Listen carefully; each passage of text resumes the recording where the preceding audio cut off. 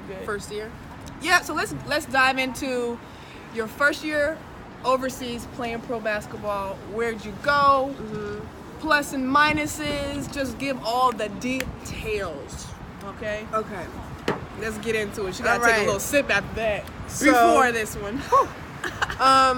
Well, before I went overseas, I went to training camp in Seattle. So that was a blessing. Nice. Very thankful. I got to play with legends that I've been watching. Tina Thompson, Sue Bird. I mean, I was that's like amazing. jaw on the ground every day. Every day. So yeah, I ended up getting cut a few days before the season started. But super thankful for that experience. Made the decision with my agent to go to Bulgaria. And yeah, you know, it was a good experience looking back. The thing that I struggled with the most was probably the money situation, Okay. to be honest. Yeah. And What about the money situation? so, you know, when you leave America, not every country functions like America does. So, you know, you have a job here and they say, we're going to pay you X amount of Yep. money and you're going to receive your money on this date. And, you know, it's against the law to not pay people to work, Come on, snap, snap. right? Now, when you go overseas, for one, you're overseas, right? And unless you got a chunk of money in the bank, you can't just pick up and fly home when you get frustrated. That's true. At least not your first year.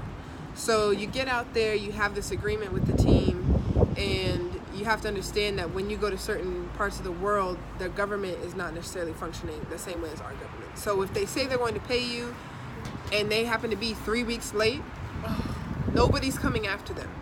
And you can't go Except complain for to you. anybody. You Yeah, better. except for you and maybe your agent, Oh, God. if you're lucky. Luckily, my agent had my back. But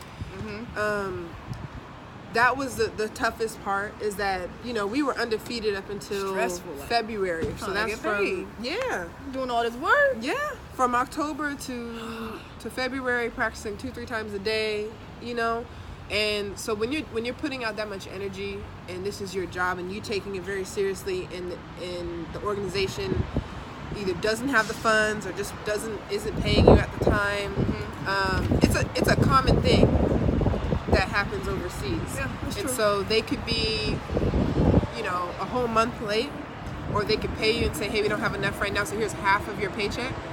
But sometimes they know you're backed into a corner of, well, I'm kind of stuck. If I leave, maybe they won't sign me out so I can go play somewhere else. There's all these other factors that go into it. So that was the most frustrating part of my first year, that when I went overseas. And when I went to the next place, I told my agent, I'll play anywhere as long as it's sunny. And, Vegas. you know, I need to be in a country where I'm getting paid Yeah. on time. So he sent me to Australia, which has a really great league. They've got a really good infrastructure there. Love Australia. Yeah, so they've got several leagues. So you have lots of different type of players from different schools playing at different levels. And I loved playing there. When it comes to money, they were on time and direct deposit into your account. Other places, in Bulgaria in particular, it wasn't like that at all. So that was probably my most difficult thing about playing overseas. Yeah. My first year, it was a reality check of like, oh no, you're not getting this check on time every month. You may get it. And I left a lot of money on the table when I left. My husband played there as well. That's where we met. And same thing. Kudos to you. Yeah. Hi. So we met playing out there, and he had the same issues with his team, where he wasn't getting paid a little bit here and there.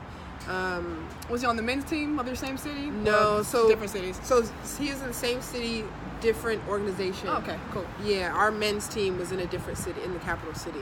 Okay. It's kind of weird. That's Europe. All over the place. But Yeah.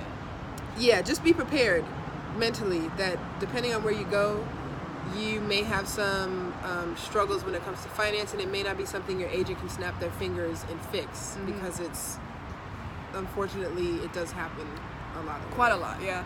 Like, that's one thing I was also not prepared for and had to deal with in a couple different countries, and just not knowing how to stand up for yourself and how to say like, especially freshman year, not freshman, but rookie season. Yeah. I actually got paid in Portugal, so it was good. But some other seasons, even down the line when I was more, not veteran, but third year, fourth year, you're dealing with now some team that won't pay you, and you're trying to stick it out like, okay, you're gonna have it next week, okay.